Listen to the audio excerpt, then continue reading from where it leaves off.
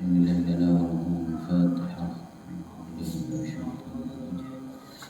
الله الرحمن الرحيم.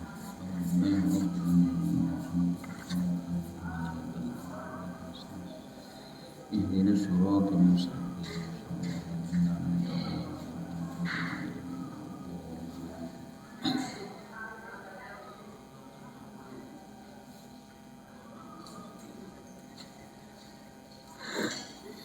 Bismillahirrahmanirrahim. Wa rahmatullahi ta'ala wa barakatuh.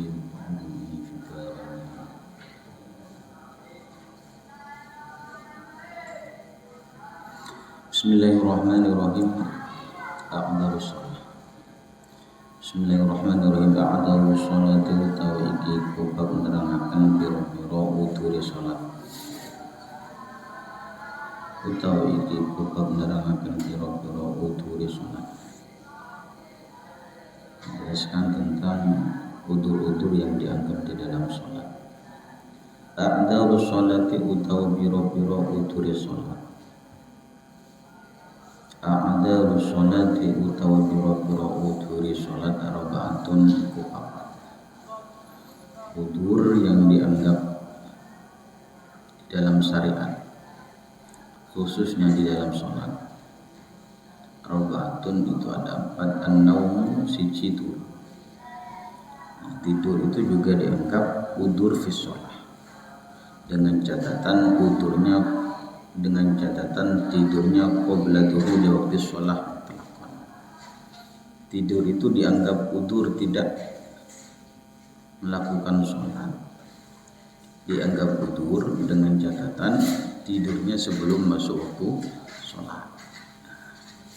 Jam 11 tidur karena belum masuk waktu zuhur. Bangunnya misalnya sudah jam 3, sudah masuk asar. Nah, ini tidurnya dianggap udur.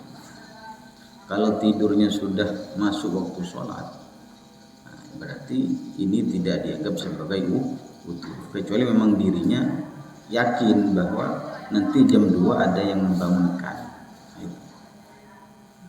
Ternyata tidak ada yang membangunkan, terus tidur sampai asar. Nah, itu tetap dianggap udur di dalam sholat. Jadi kalau tidur itu sebelum masuk waktu sholat, atau tidur setelah masuk waktu sholat, pesan kepada temannya, nanti jam 1 saya bangun, nanti jam 2 saya bangun. Itu ternyata lupa, yang membangunkan tembus sampai jam 3, itu tetap dianggap udur.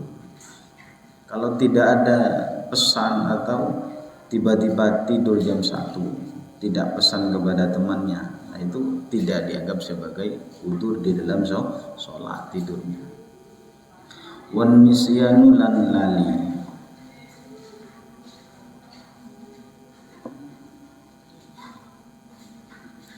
Wan nisyanu lan lali, lupa.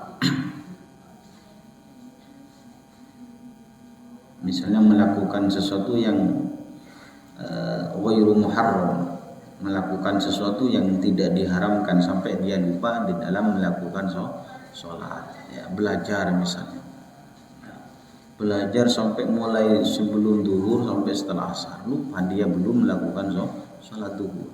Maka itu dianggap udur di dalam sholat. Apa sebab udurnya? Adalah an-nisyan, lupa.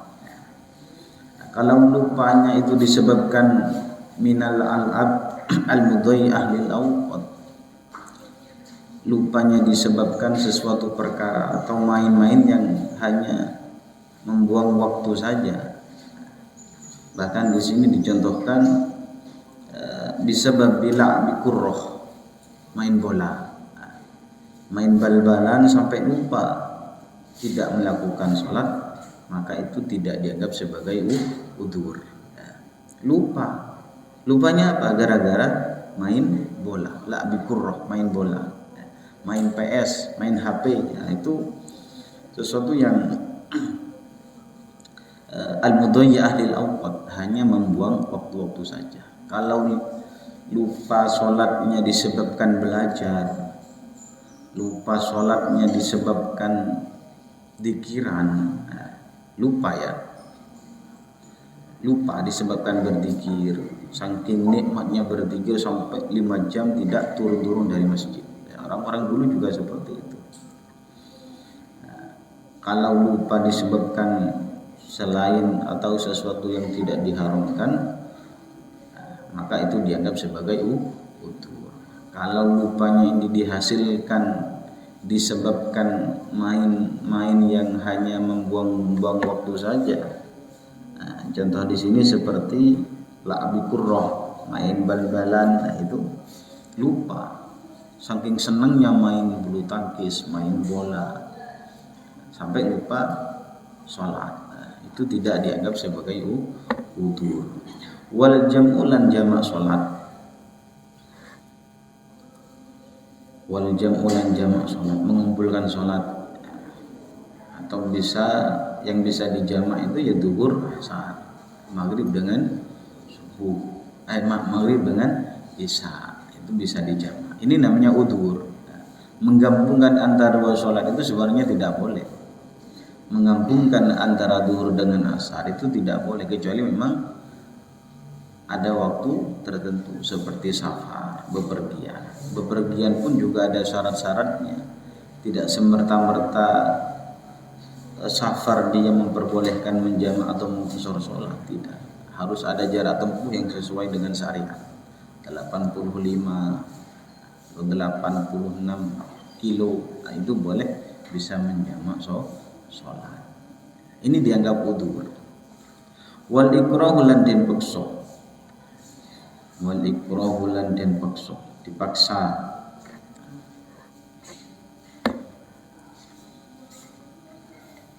As-salatu utawi salat an muharramah kang den haramaken min haitsul waqtu saking arah-arah waktune. As-salatu utawi kiku penerangaken salat an muharramah kang den haramaken min haitsul waqtu saking arah-arah waktune. Akan menjelaskan tentang salat-salat yang diharamkan. Juga seperti sebagian kitab itu bukan muharramah tapi makruh. Salat-salat yang dimakruhkan pada waktu-waktu tertentu. Tahrum haram as-salatu apa salat. Tahrumu haram as-salatu apa salat allati la sababa kang ora ana sebab iku maujud laha kedua salat. Haram salat yang tidak mempunyai sebab. Seperti salat mutlak, itu namanya salat yang la sababalah. Salat mutlak itu kan tidak ada waktunya, kapanpun boleh. Aulaha utawa iku tetap kedua salat sababun utawa sebab mutaakhirun kang dadi akhir. Atau punya sebab tapi mutaakhir, seperti istikharah. Seperti salat istikharah. Fi ghairi harami Makkah, ing dalam saliyane tanah haram Makkah. Fi ghairi harami Makkah, ing dalam saliyane tanah haram Makkah. Kalau di kota Makkah itu tidak ada istilahnya salat muharramah. Salat apapun tidak ada larangan kalau khusus di dalam tanah haram Makkah. Fi khamsati awqatin, ing dalam 5 pira-pira waktu. Fi khamsati awqatin, ing dalam 5 pira-pira waktu. Jadi ada 5 perkara, 5 tempat yang kita tidak boleh melakukan sholat di dalam 5 tempat itu. Kalau kita melakukan sholat di tempat-tempat 5 ini, maka ada yang mengatakan haram, juga ada yang mengatakan makruh. Sholat pada waktu tempat itu. Sholat yang allati la sababalaha, sholat yang tidak mempunyai sebab, seperti sholat mutlak. Atau punya sebab tapi sebabnya mutaakhir, seperti sholat istikharah. Fi ghairi harami Makkah, selain tanah haram Makkah. Kalau di tanah haram Makkah itu bebas, baik allati la sababa atau la sababun mutaakhir, itu boleh. Kalau di tanah haram Makkah, apa saja tempat itu, tempat-tempat yang diharamkan untuk melakukan sholat dari segi waktunya. 1, waktu tulu isyamsi, waktune metune srengenge hatta tartafiya hingga munggah apa asyams qadra rumin kelawan kira-kira sak tombak hatta tartafiya hingga munggah apa asyams qadra rumin kelawan kira-kira sak tombak. Makruh ketika sholat pada waktu keluarnya matahari baru keluar, itu makruh.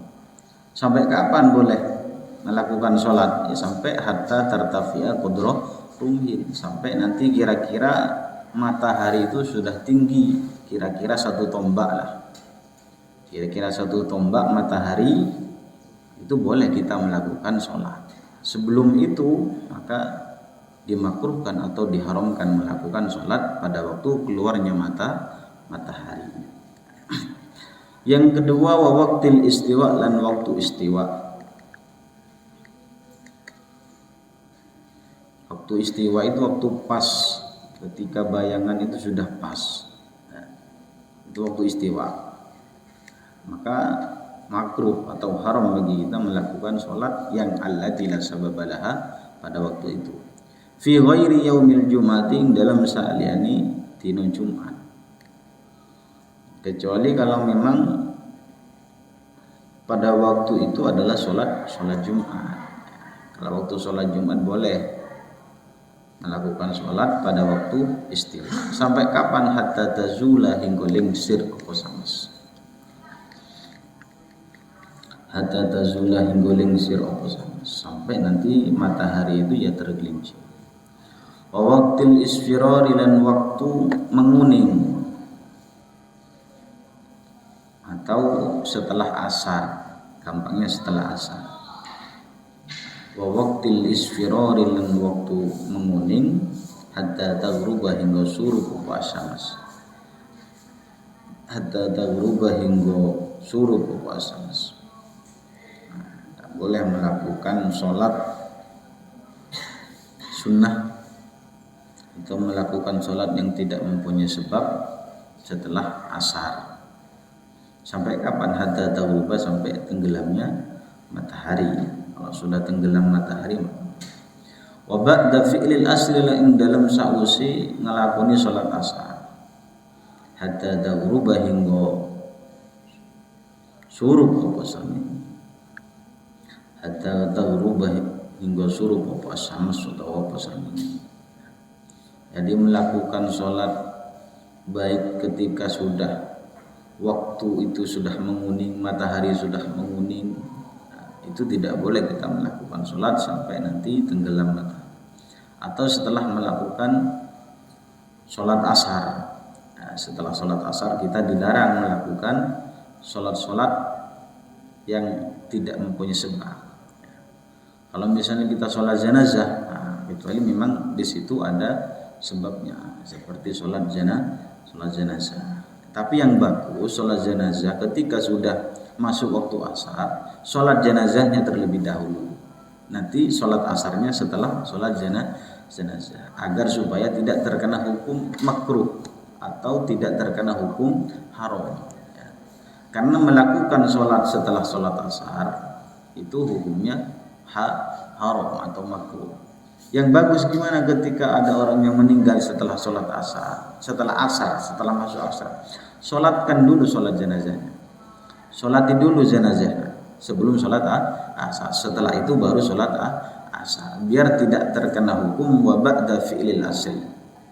Jadi makruh atau haram melakukan sholat yang tidak mempunyai sebab setelah melakukan sholat asar. Kalau dia sholat asar dulu baru sholat jenazah, maka itu ada yang mengatakan makruh, ada yang mengatakan haram. Makanya ulama-ulama tarim, ulama-ulama Yaman dulu sampai sekarang, kalau ada orang yang meninggal setelah asar, setelah masuk waktu asar, itu biasanya orang-orang sana sholat jenazah terlebih dahulu, baru setelah sholat jenazah melakukan sholat asar, agar tidak terkena hukum makruh ini, agar tidak terkena hukum haram.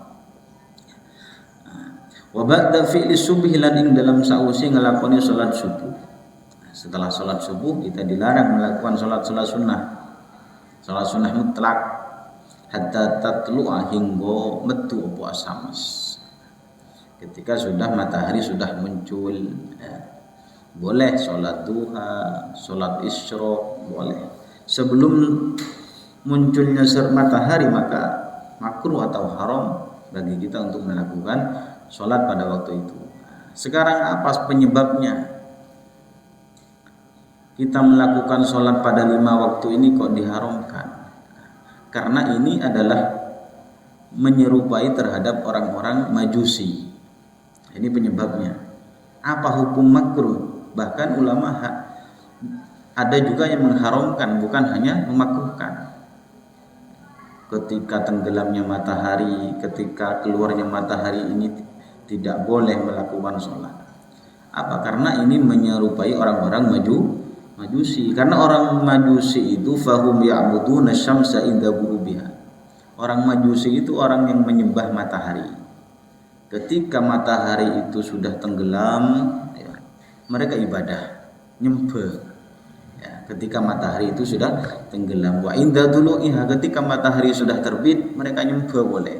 Ini adalah kelakuan orang-orang Majusi. Orang Islam agar tidak sama dengan mereka, maka ada larangan-larangan tertentu. Pada waktu itu orang Islam dilarang sholat ketika tenggelamnya matahari atau ketika keluarnya matahari, sampai ada waktu-waktu tertentu.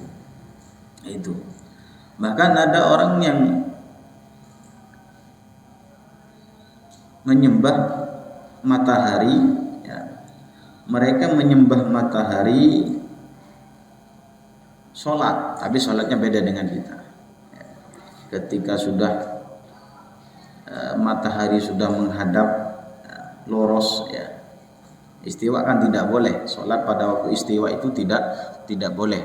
Ada juga orang-orang yang melakukan ibadah, orang-orang Majusi ini ketika waktu istiwa mereka sholat.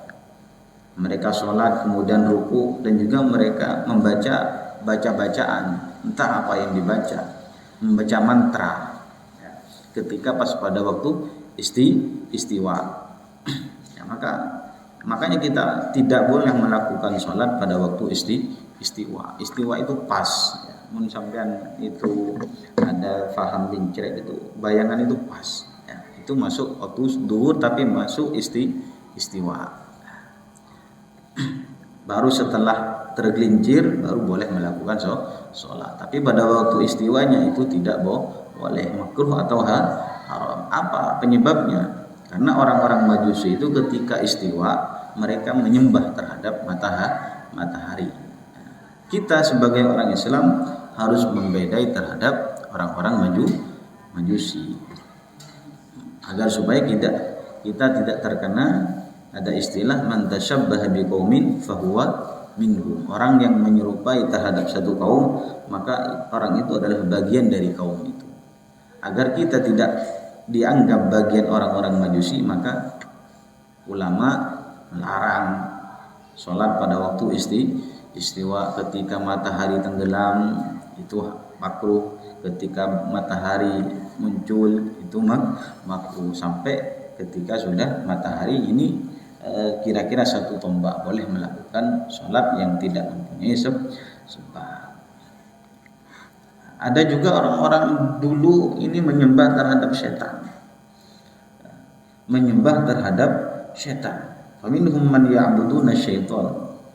Mereka ada orang yang menyembah terhadap setan agar supaya setan itu tidak mengganggu kepada mereka. Katanya seperti itu. Ini adalah pandangan-pandangan yang nyelem. Jadi ada orang nyembah terhadap setan agar supaya setan tidak mengganggu terhadap dirinya. Ini salah. Justru dia sudah menyembah terhadap setan, dia sudah masuk dalam gangguan setan sebenarnya. Bukan dengan cara menyembah.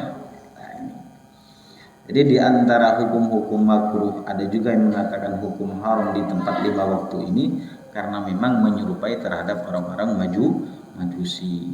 Orang Majusi itu seperti tadi, ketika waktu istiwa itu nyembah terhadap matahari. Ketika matahari tenggelam baru sholat. Ketika baru matahari muncul baru sholat. tapi sholatnya tidak sama dengan kita. Makanya ada waktu-waktu khusus. Boleh sholat ketika sudah waktu istiwa, dengan catatan hatta tazula, ketika sudah matahari sudah tergelincir. Kalau waktu pas istiwa itu makruh atau juga surutu wujubi sholati utawi piro-piro syarat wajib sholat.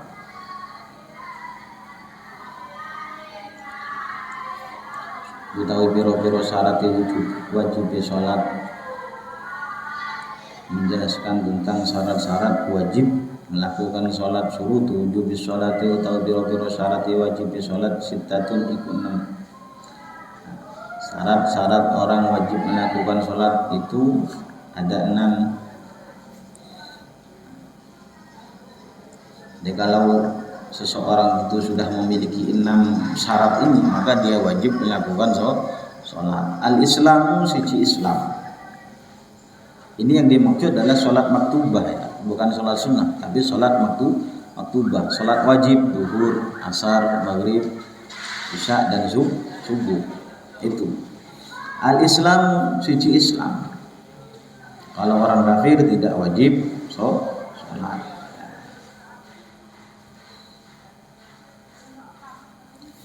Orang kafir tidak wajib melakukan sholat. Orang yang murtad, orang murtad itu kan Islam, setelah itu keluar dari agama Islam.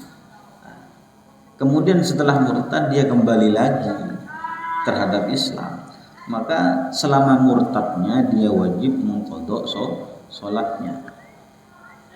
Jadi kalau orang yang murtad 1 minggu, dia sudah murtad, maka setelah murtad misalnya 1 minggu kembali lagi terhadap Islam, maka selama 1 minggu dia wajib mengqadha sholatnya. Beda dengan orang kafir. Orang kafir sudah dari awal sudah kafir. Ini kafirnya turun-temurun misalnya.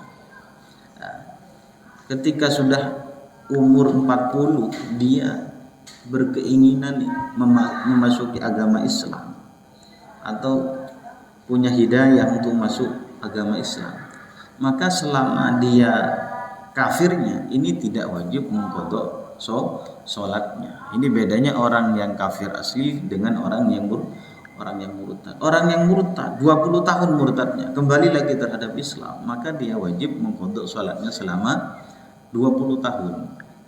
Orang yang kafir asli setelah itu masuk Islam selama 20 tahun misalnya, maka selama kafirnya, selama dia kena taklif hukum Islam, maka dia tidak usah mengqadha sholatnya. Ini bedanya orang yang murtad dengan orang yang kafir. Naudzubillah ya. Orang yang murtad itu ya orang yang sudah keluar agama Islam ya. Wal bulugh lan baligh. Wal bulugh lan baligh. Baligh sudah wajib melakukan sholat. Ini kan sudah baligh qabti. Baligh itu ya kalau laki-laki ya ukurannya khurujul mani, keluarnya mani. Kalau perempuan bisa keluar mani dan umur 9 tahun pas ya.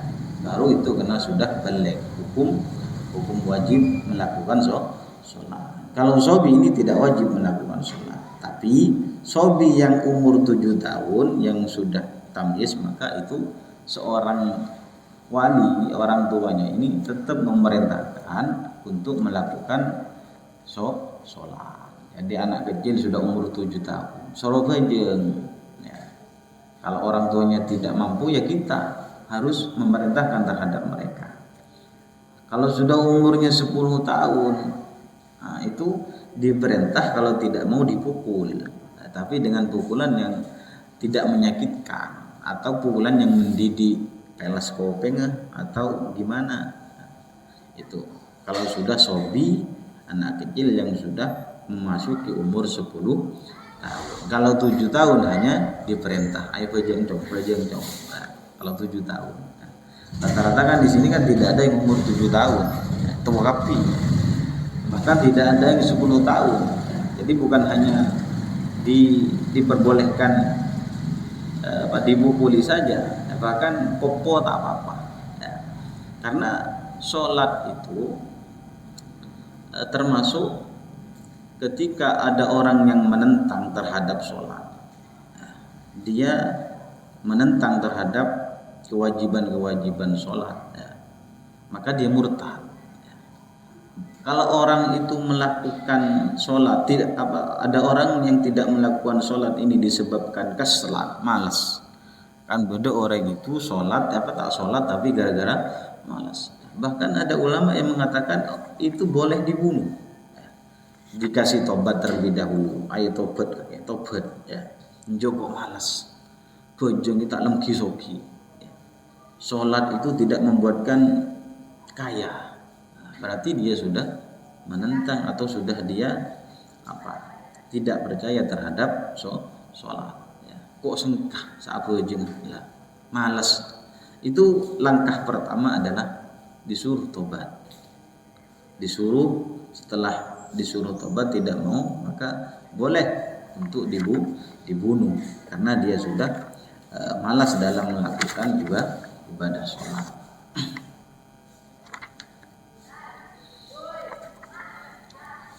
Kemudian wal aqlulan anduweni akal. Wal aqlulan anduweni akal, orang yang mempunyai akal. Orang yang gila tak wajib sholat. Ya. Akan bermun berdasgilah tak wajib sholat. Dan juga tidak wajib mengqadai sholatnya. Kalau orang gila. Wan naqaulan suci anil haid saking haid wan nifas lan nifas. Suci dari haid dan nifas.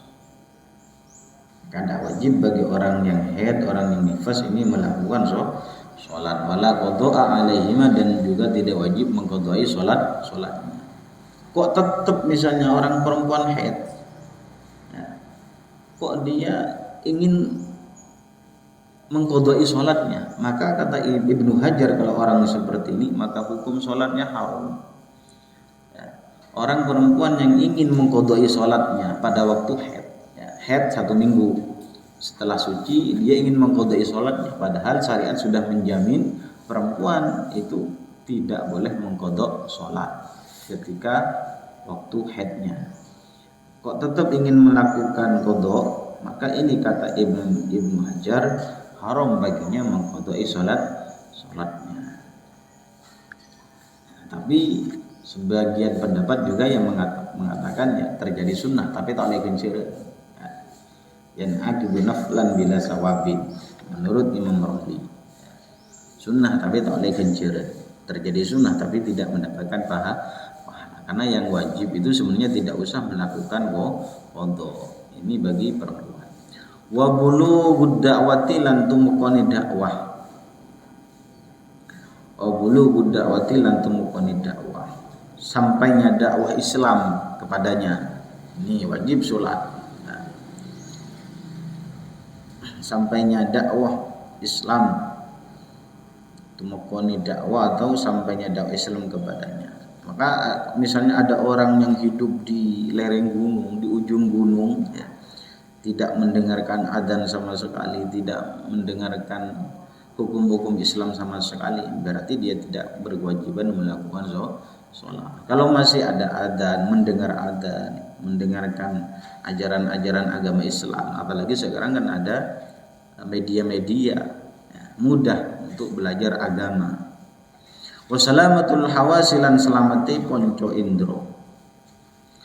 Wassalamatul hawasilan selamati ponco indro, ya. Kondisi panca indera kita normal, ya. Kalau misalnya ada orang yang sudah lahir ini buta kemudian tuli, ya, maka tidak wajib mengqadai sholatnya ketika sudah normal. Misalnya baru lahir, ya. Ada anak baru lahir dia buta kemudian tuli, ya. Nyampe 20 tahun ternyata sembuh, ya. maka selama tuli dan butanya ini tidak usah mengqadai sholatnya. Kalau memang butanya ini dari lahir, buta dan tuli ini kan tidak bisa belajar, juga tidak bisa mendengarkan ajaran-ajaran agama Islam. Nyampe 10 tahun, nyampe 20 tahun ternyata sembuh, maka di masa dia cacatnya ini tidak usah diqadha sholatnya. Nah, ini. Jadi kondisi kita yang wajib melakukan sholat itu ya normal, dalam keadaan normal, penglihatannya normal, kemudian telinganya normal, sehat, maka itu wajib melakukan sholat. Arkanus sholati utawa biro-biro rukuni sholat, arkanus sholati utawa biro-biro rukuni sholat sab'ata asyara iku 17. Rukun sholat ada 17, aniyatu siji niat wa takbiratul ihram lan takbiratul ihram, Allahu akbar itu. Wal qiyamu lan jumeneng fil fardhi ing dalam salat fardu, berdiri ketika melakukan salat fardu.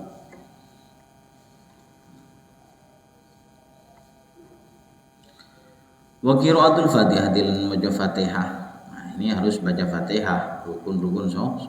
Ada orang yang tidak bisa baca Fatihah misalnya.